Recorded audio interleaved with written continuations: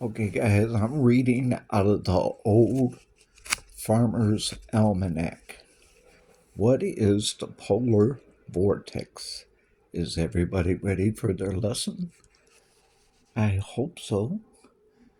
There is the pictures first before we continue on with class.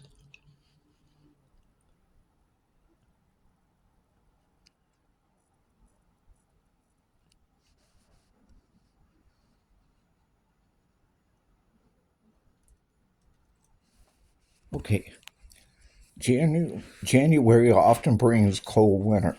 Sometimes this is due to the polar vortex, which is a fast flowing jet stream of air that circles the North Pole and the upper parts of the stratosphere about 20 miles from Earth above Earth's surface.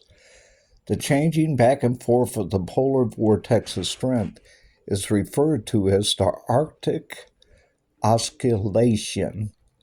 When the polar vortex is strong, it keeps most of the frigid Arctic air in the polar region, resulting in mild winter temperatures.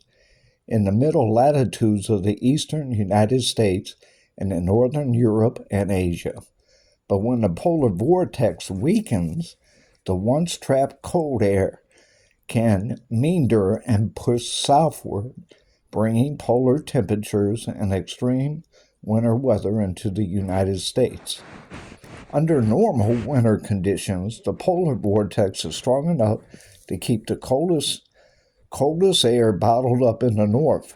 But in recent winters, we have seen exceptionally mild temperatures at times in the far north. This happens when the Arctic jet stream weakens and wobbles, allowing the polar vortex to descend southward. The triggers that lead to these warning events remain unknown, but one theory that is gaining prominence blames the rapid diminishing of Arctic sea ice. With the Arctic warming more than twice as fast as the rest of the globe, the amount of the amount of Arctic sea ice cover is plummeting. As a result, recent climate research suggests that without the ice cover to act as a blanket, more heat escapes from the oceans, warming the air above. Ultimately, researchers found that this relatively warmer air interacts with and weakens the winds over the Arctic, allowing frigid polar air to more easily escape to southerly places like Chicago and Boston. It's important to note, however, that these cold blasts do not mean that Earth is cooling. In fact, it is the warming of the planet that is causing these cold disruptions, displacing Arctic air that often stays put over the Arctic.